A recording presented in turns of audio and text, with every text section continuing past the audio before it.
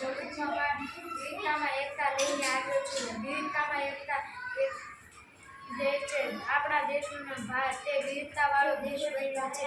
તેમાં વિવિધતાના કારણે જ આપણો દેશ એક ઉપખંડ બન્યો છે. આપણા ધર્મ હિન્દુ, ખ્રિસ્તી, ઇસ્લામ, પારસી ઇસ્લામ જેવા ધર્મ છે.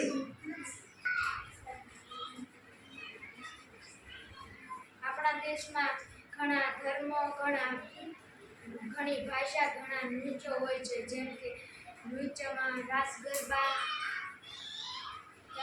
તમિલ ભાષા, તેલુગુ ભાષા, મલયાલમ ભાષા.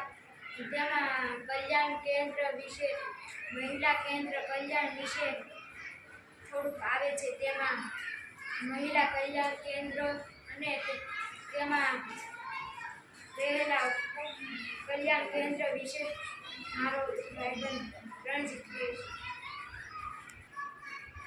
ગુજરાતમાં રાસ ગરબા અને રાજસ્થાનમાં ઘુમર પ્રખ્યાત છે. ગુજરાતમાં ગુજરાતી ભાષા અને રાજસ્થાનમાં રાજસ્થાની હિન્દી ભાષા બોલાય છે. આ છે અમારી વાર્તા પેડાગોજી દિલ્હી સલ્તનત.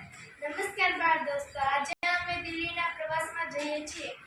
આ છે ઢાઈ ડીંગા ઝોપડા. તેનું બાંધકામ કુતુબુદ્દીન ઐબકે કરાવ્યું હતું, જે હાલના અજમેર શહેરમાં સ્થાપિત છે. પછી થોડેક આગળ જતા અમને કુતુબ મિનાર જોવા મળ્યું. તેનું બાંધકામ ઇલ્તુત્મિશે કરાવ્યું હતું.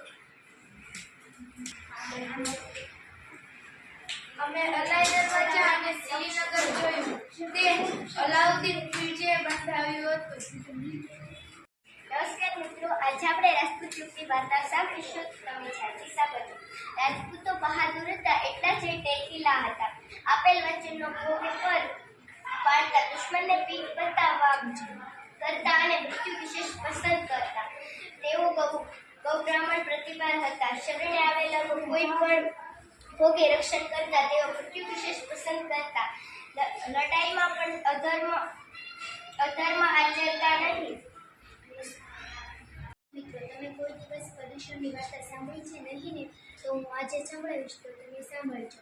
પ્રદૂષણના 4 પ્રકાર છે: ભૂમિ પ્રદૂષણ, જળ પ્રદૂષણ, હવા પ્રદૂષણ અને ધ્વનિ પ્રદૂષણ. ધ્વનિ પ્રદૂષણમાં આવે છે કે અવાજ રસ્તા પર ગાડી, મોટર જેવા વાહનો ચાલે છે તેથી અવાજ આવે છે.